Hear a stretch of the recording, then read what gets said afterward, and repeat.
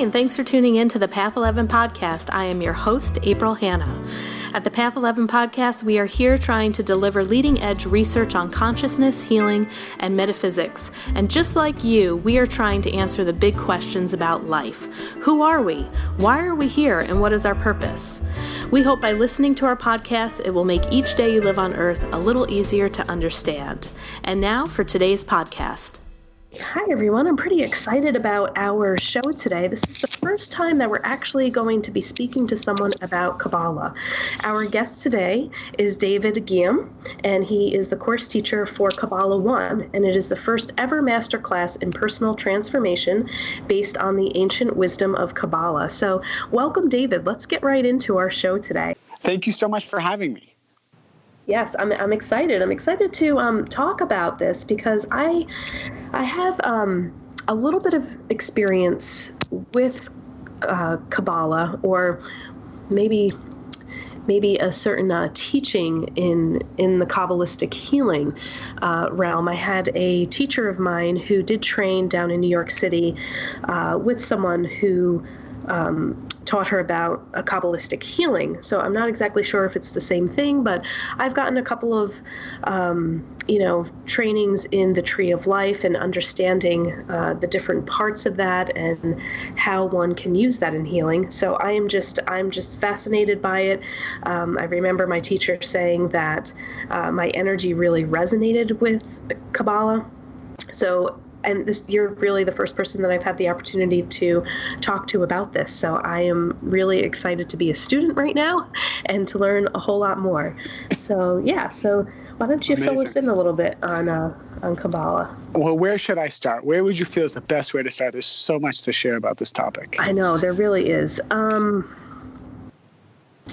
Well, why don't we start off by maybe you could start by letting people know a little bit more about the background of what it is. Okay, great. So a lot of people have misconceptions about what Kabbalah is, and the simple explanation is Kabbalah is universal spiritual wisdom that basically explains the rules to the game of life for every soul in this world. And the idea is that in the same way that we have physical laws in our world, laws of gravity that all of us, for example, have to abide by, there are spiritual laws as well. Spiritual laws behind relationships, behind business, behind healing, behind human consciousness. You're essentially learning the DNA technology of the soul. This wisdom existed since the beginning of time. The major figures who brought this wisdom to the world was Abraham primarily. Eventually, this wisdom was packaged in different ways that fostered many different religions. But Abraham, Moses, even Jesus, these were people who were incredibly well-versed and understood the entire roadmap and secrets to the wisdom of Kabbalah. But whether it's a good thing or a bad thing, people have taken this wisdom in certain ways and created different modalities out of it, which is good, because every soul in this world requires a different path by which to fulfill their purpose. So when a person learns Kabbalah, or when people come to my classes, whether it's a live class or the online or the master class, like for example in Los Angeles, I teach a live course. Probably about 150 to 200 people will attend the course. Every religion is there, every background, every culture, atheist, doesn't matter. They come to study Kabbalah because it helps them understand every facet of their lives, and it helps them understand their religion as well. I've given these seminars in churches and mosques and temples all around the world as well, and it simply enhances their understanding of how to connect to that realm of miracles, to the realm of what we call the light of the Creator, which is the fulfillment that all of us are looking for. So basically, when you start to learn Kabbalah, you start to have a system, an exact system of how to live life. And is Kabbalah based out of Jewish mysticism? So that's one of the misconceptions. Okay. Because to accurately answer that question, Abraham passed this wisdom down through a lineage, and that was about 4,000 years ago. Moses, who came to this world 3,400 years ago, What Moses gave to the world wasn't a religion. The idea of the Jewish religion didn't exist then either. What Moses brought to the world, which was the Bible, had 4 levels to the Bible, or also known as the Old Testament. These 4 levels, when you understood its essence, revealed the practical secrets of life. If you read the Bible literally, it would make no sense. It would not be something practical for all of us to be able to reveal fulfillment. But if you learn the deeper part of the Bible, the deepest part of the Bible is called Kabbalah. It's the secrets of the Bible.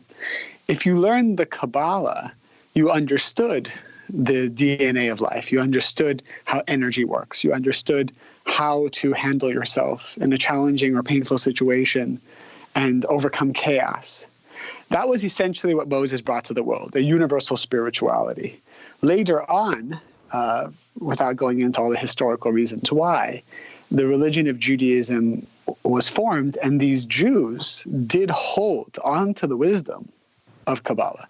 So back then, the Jews were very spiritual beings, and they had the wisdom of Kabbalah that helped them create miracles and have fulfillment in their lives back then. As time went on, the whole idea of religion changed thousands of years later.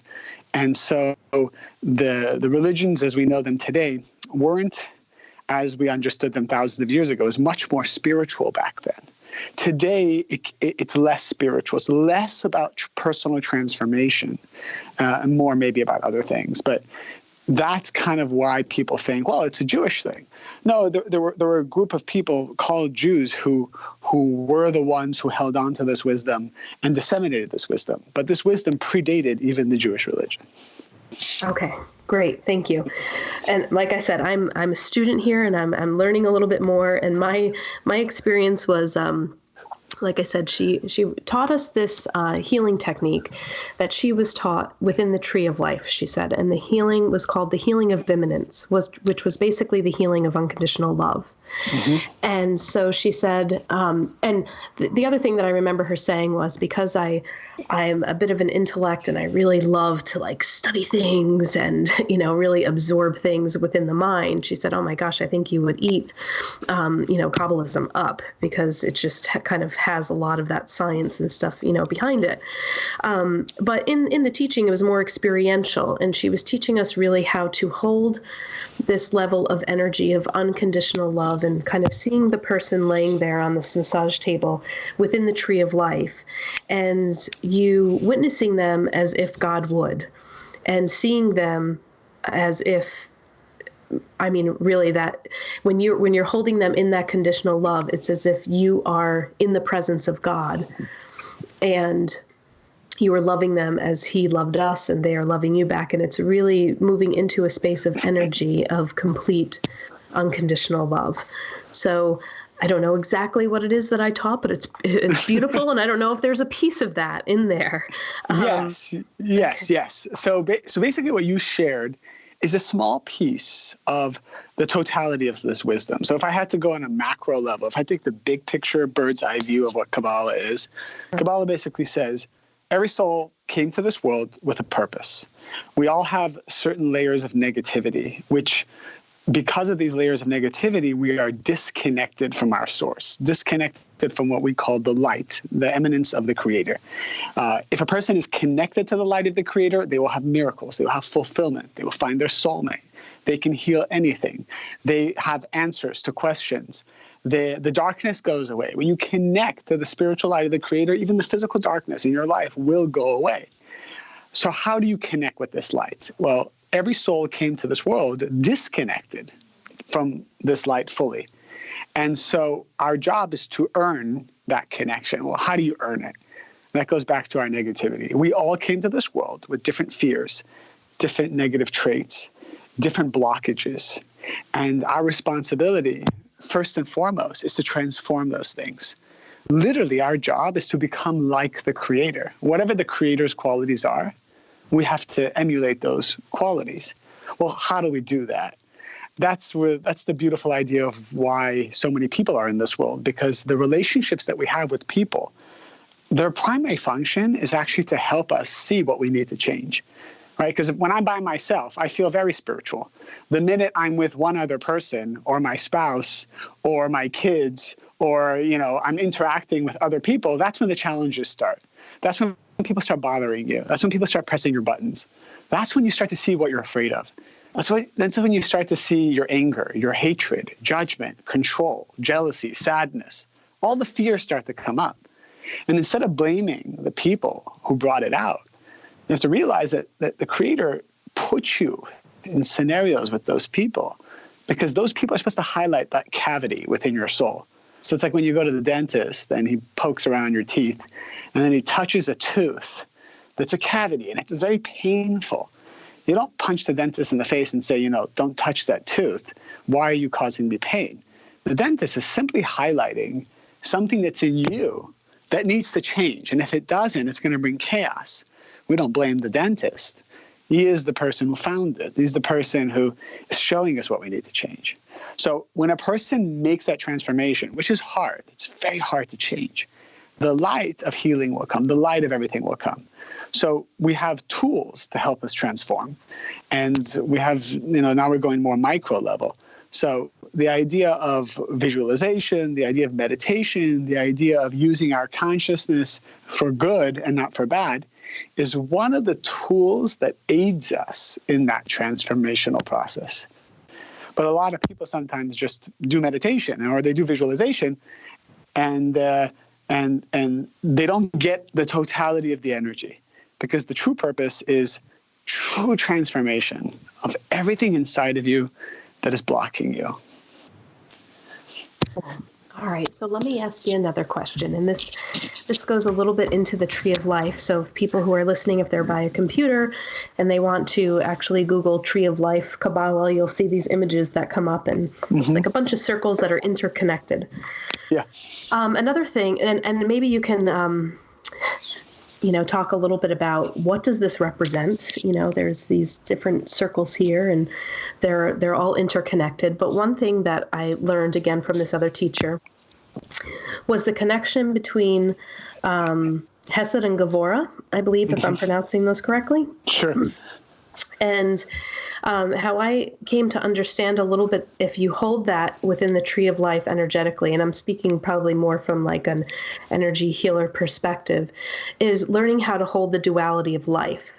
So being able to hold something that is very beautiful and loving, and then also holding maybe the energy of stuff that just feels like ugh, and learning how to sit within those two energies together, where it could feel like there's maybe a lot of chaos, and then on the other end of that, it's about containing that chaos. Right. So maybe we can talk a little bit about that in the tree of life. Sure. So the tree of life, it's a very simple concept. The idea is that in the same way a parent who has a child, let's say that child becomes 18 years old and the parent is a very wealthy parent, and that father says, my 18-year-old child, I want to now give to you all that I've earned in my life, billions of dollars in jewels and pleasures and everything, now it's yours. What would happen to this child? Even though this child desires all these things, and even though this child ultimately wants to receive all of these things in his life, if that child receives all of that pleasure and all that energy when he turns 18, it's going to destroy him. And we see that. We see children who actually enter depression or suicide or drugs or hatred for their parents who give them too much that they haven't earned themselves. All right, what's the moral of that story? The Creator, when he created us, the goal was that we would receive everything. That's the goal, to receive all the pleasures in this world. But if we were born with these pleasures, if we were born with all this energy, it would actually destroy us. We wanted to go through a process of earning everything. That's why a person's not born with their soulmate, right? You got to go find, you got to earn, you got to go through heartbreak and different relationships and grow and mature. And eventually you find someone that you can partner with. Business is the same way. There are no accidental millionaires and billionaires. You really have to work hard and earn everything that's good in this world. And the world is designed that way. You must earn. So the way the Creator designed it energetically is instead of that light entering our world directly, that pleasure entering our world directly, there are 10 dimensions. There are many more than dimensions, but let's just say there's 10, where the light filters through each 10 as it comes down to our world. And by the time that light gets to our world, it's very dim. It's kind of like the sunlight. If we were directly connected to the sun, we would burn up. But we have an ozone layer, and we have this space between the sun and us, which by the time the rays of the sun get to us, we can handle it. And even then, we can get sunburn if we expose that energy, which is the positive energy, in the wrong way. So the tree of life basically represents those 10 dimensions between us and the Creator. Our job is to climb the tree of life, to earn the light that's in each dimension. And that happens gradually as we transform and overcome our challenges. So whenever you hear somebody saying, connect to the tree of life, it really means get out of your negativity. Get out of your doubts, your fears, your hatred, your blame. Just get out of it, because you're stuck. You're going to stay stuck in these lower dimensions where the light of the Creator doesn't exist. Now, you brought up something very advanced. I usually don't talk about it in maybe an introductory conversation, but you talked about chesed and gevurah. So not to confuse our listeners, but really what it means is you just talked about two attributes, mercy and judgment, two opposite attributes, that our purpose in life is to master the positive sides of mercy and the positive sides of judgment. Because if you have either one of them, too much or too little, it's going to cause chaos. So for example, mercy, which is the desire to share with someone, if you share too much with someone, you can destroy them. They won't appreciate you. You can smother them and actually drown them in energy. Judgment represents that ability, the positive aspect of judgment is when you set boundaries with people, when you ascertain what's right or wrong, when you can say no to something that you know is bad for you. So that's a good type of judgment. The bad type of judgment is when it's like selfish, when it's you're judging someone, hatred, when it's you're very negative, skeptical, pessimistic. That can really hold you back. So mastering the positive side of judgment, which is called gevurah, is part of our spiritual work, and mastering the positive side of mercy, which is chesed, is part of our spiritual work. So we learn in Kabbalah how to find the balance and the power within each attribute. Because if you don't have balance, you're going to have chaos. Right. Okay. I hope that was a helpful explanation. Yeah, it is, and it puts it into the explanation, too, of just understanding, like you were talking about, that balance. And those are two pretty important things in life, mercy and judgment. I think everyone can relate to that. So what are you finding with people coming to you and taking your courses? And, I know that you've been, teaching so many different people. You're doing one-on-one spiritual coaching with people, and, you have your online studies. What are you finding in regards to people coming to you? What are they searching for, and what do they get out of learning about this? Great question. A lot of people come to Kabbalah once they've tried so many different things. Sometimes I even tell people, you should actually try different spiritualities and different self-help courses, because they are very powerful and they help you transform. I've noticed a lot of people come to Kabbalah once they've tried a lot of things. They want something all-encompassing, something very deep but practical that kind of puts it all together. That's what Kabbalah does. And I've taught this course live probably over 1,000 times, and so many people. What I've experienced, like I teach a 10-week course, an hour each week. I've noticed by the third week, a person's life has completely transformed. Like, that's my promise to them. And it doesn't matter how spiritual they are, how much spiritual background they have. What they will learn, I guess, within 3 hours, which I know it's kind of a bold statement, is this light bulb goes off.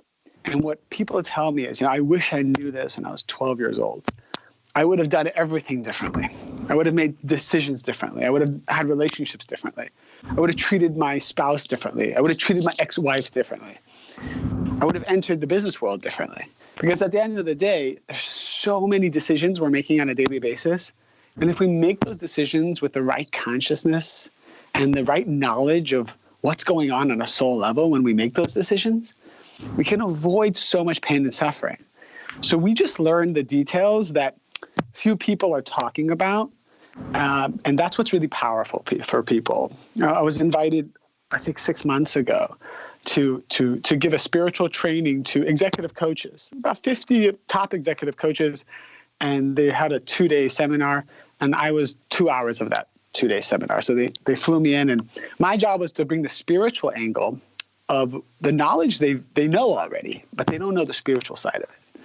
And it was so mind-blowing for them. And these are experts in the field. They have 20 years, they got practices, they got thousands of clients.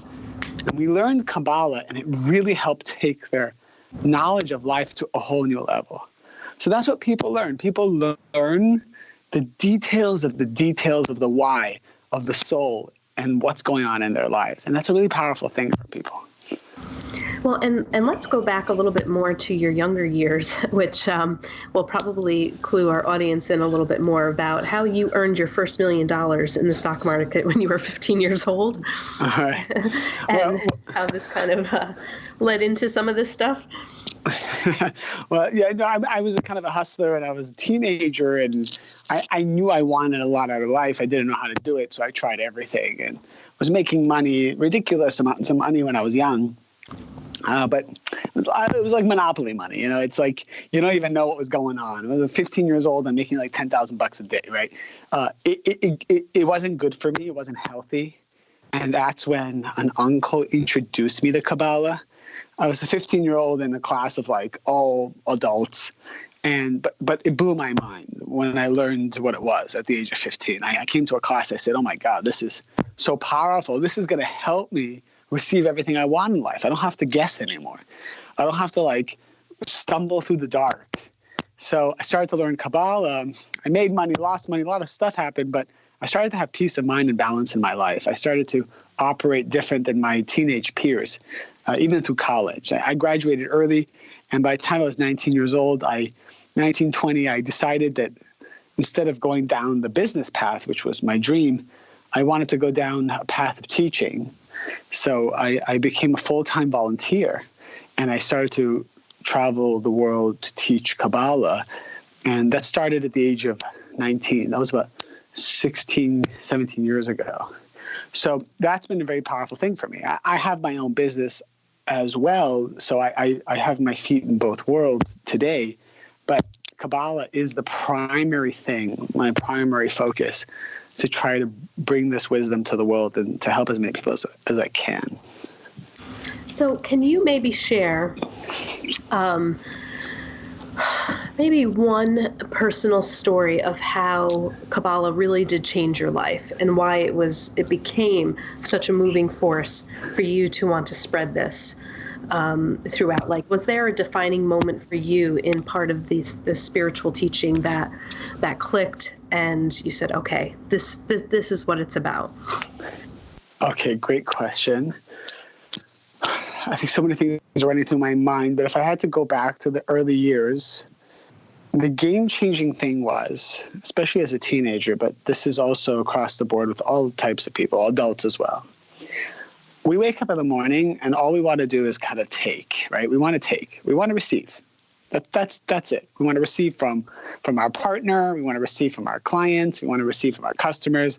We want to receive from our audience. It's all about receiving. And I remember in my early years, that's what a relationship was for me. It was like, well, what can I get from this person, right? I'm going to interact with this person because I can receive something from them. Kabbalah explains you came to this world to be the creator, not to be the receiver. By being the creator, you'll receive everything. It's kind of a paradox. So it shifted my mind, and my focus became, how can I just add value? Instead of looking and having an agenda all the time of what I could take, which was very draining. And the host of fears come, and sickness comes with that mentality. I said, you know what? I want to add value. I want to increase what I share and minimize what I'm looking to receive from people. So this was the beginnings of my spiritual journey with Kabbalah. I shifted the way I think. Today when I meet successful business people in the business world, I sit down with them, and the first thing I say is, look, I don't care if I receive anything from you. I want to spend this 45 minutes to just add value to you. I'm not looking for a commission. I'm not looking for a fee. I'm not looking for you to do anything for my business. I genuinely want to add value to you. And it's not a gimmick. I know if I act that way, my frequency with the creator becomes one. Now, of course, the result is that everybody wants to give to you something. Fine. But we're not looking for that part. This was probably one of the most powerful lessons I learned, which is, how can I just go around adding value? Well, what about me? Who's going to give to me? That thought must be removed, because if you truly act like the creator will make sure you're taken care of, and the miracles will be unending. But everybody's afraid, right? Everybody's afraid of what they're going to have or not have. So, I know people who close their heart, who don't want to give 100% in the relationship because they're afraid. They're afraid of getting hurt. They're afraid of being controlled. They're afraid of getting stuff stolen from them. It's there. It's prevalent. We all have it. I have it.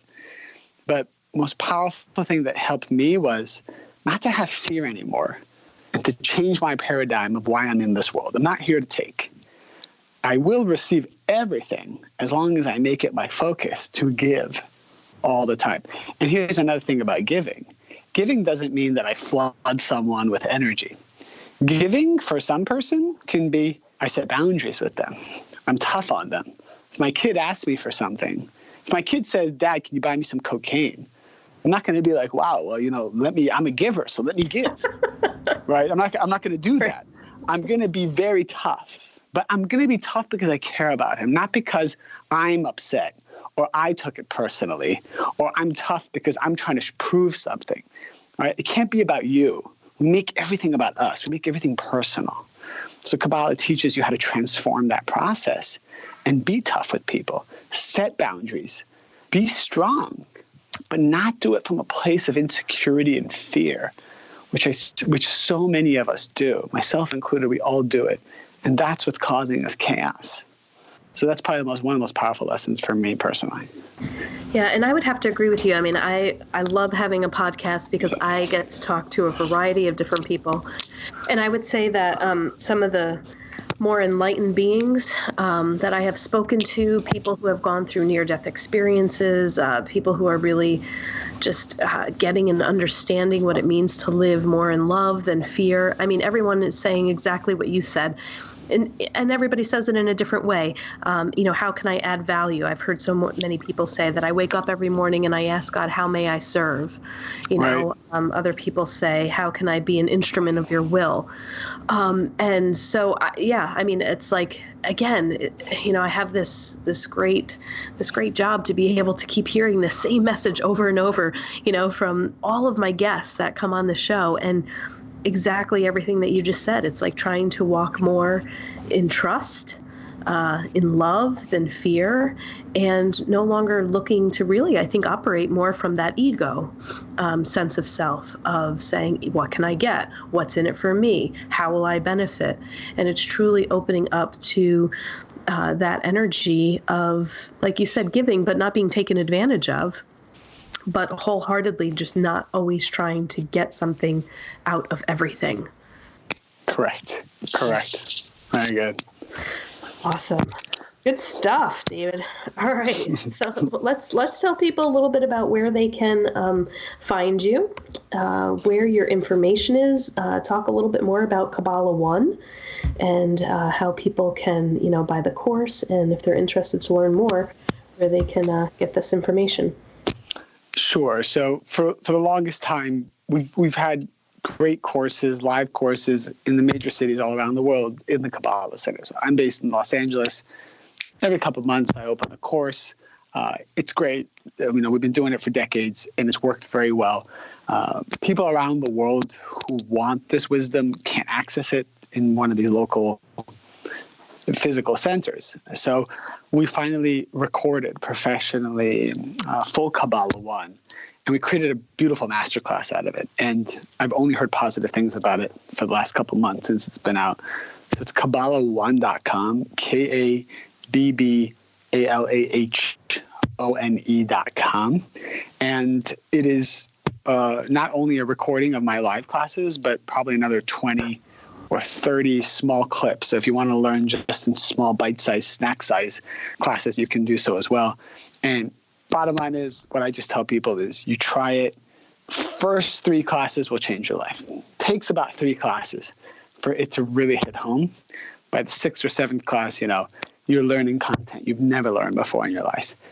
So that's just a powerful experience, and there's a lot of other positive benefits that come with taking the masterclass as well. But that's kind of the high-level understanding of it. And how long is the course in itself? Like how many teachings are there? Do you have? Great question. It's actually not that long. So one of the things that I try to do is, I know people don't have that much time, and our mind is wandering all the time. So I try to make it super entertaining, super fun and funny sometimes, and engaging. So it's a 10 45-minute sessions. So each session is about 45 minutes, and you get 10 of them in the master class. And then the bite-sized classes are like 24-minute bite-sized classes. So you can kind of go in any combination you want and just listen to it in your car, listen to it when you're at the gym, however you like. And I promise you, it's super, super engaging. You'll enjoy it. And very affordable, $150. Oh, yeah. I mean, someone told me yesterday, they said, look, $150, so for some people that's a lot. After he took the course, he said, I would have, if I had known how powerful it was for me, I would have easily paid over $1,000 for that course. So we make it affordable so just everybody can listen to it and learn it. It's a nonprofit organization, so it's not about the money. And even if somebody can't afford it, right, they can reach out to us and we'll find a way to get it to them.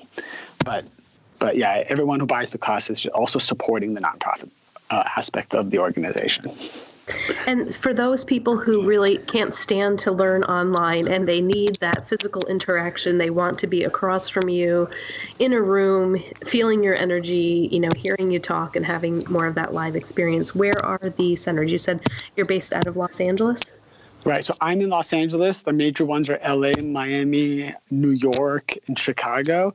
So if anybody wants to come live with me, I think my next one is August 28th. It's a Wednesday night. First night is actually free, so everybody comes and brings their friends. We usually have a packed room. So if anybody's local to me in LA, love to have them. And even if they can come up to me and tell me that they came from your podcast, that'll be wonderful. So anybody wants to come join, it'll be free at 7 p.m. Wednesday, August 28th, if I'm not mistaken. Okay. And where is that actually? That's the physical destination? So that's at the physical location is the Kabbalah Centre in Los Angeles. Oh, okay. 1062 South Robertson Boulevard. Okay. And if people want to look for the address in New York City, I mean, that's closest to us. Where would we get that information? Just Google Kabbalah Centre plus your city name, and something will pop up. Yeah. And there it is. All right. Okay. Well, I know that we are a little short on time today. So, David, thank you so much for being a guest here on the Path 11 podcast. And I'm glad that we had a chance to at least cover a small piece of Kabbalah, if nothing else, to be able to get people interested in it, let them look it up, find out more information about it, and hopefully it will touch more lives. I super appreciate it. Thank you so much for having me. Thanks for listening to the Path 11 podcast today. I hope you all enjoyed this show. And if you haven't checked out our Patreon page, I'd like you to do so, because we are going to start putting some content over there that is only for our Patreon subscribers. You can get content for as little as donating $1 a month, and it could just be a one-time donation. We have other freebies over there that you can get depending upon how much you would like to donate. And again, it could be a one-time donation, or you can continue to keep your subscription on a monthly basis at that donation level. But I just put my MBT immersive experience, which was a 4-day intensive meditation training in Tennessee with physicist Tom Campbell. I was listening to binaural beats, going to altered states of consciousness, having out-of-body experiences and life-changing experiences that I was able to bring back for myself, for my clients, for my friends. That was just out of this world. So if you would like to listen to that, I'd like you to head on on over to path11podcast.com. You're going to see an orange button that says Patreon. Become a Patreon today, and you can have access to that podcast. And I would like to remind you to head on over to path11productions.com and check out the membership that we have for the Afterlife Awareness Conference. We have over 25 hours of footage with amazing speakers like William Buhlman, Thomas John, Terry Daniel, Suzanne Geisman, Suzanne Northrup, Linda Fitch, Austin Wells, just a few people to name off that were amazing. These workshops are just so valuable. So I think that you would really enjoy it. It's also a great thing to think about to maybe give the gift to somebody who is struggling with grief. If you are looking for resources, this is a great conference to send people to check out. And thanks again for listening today.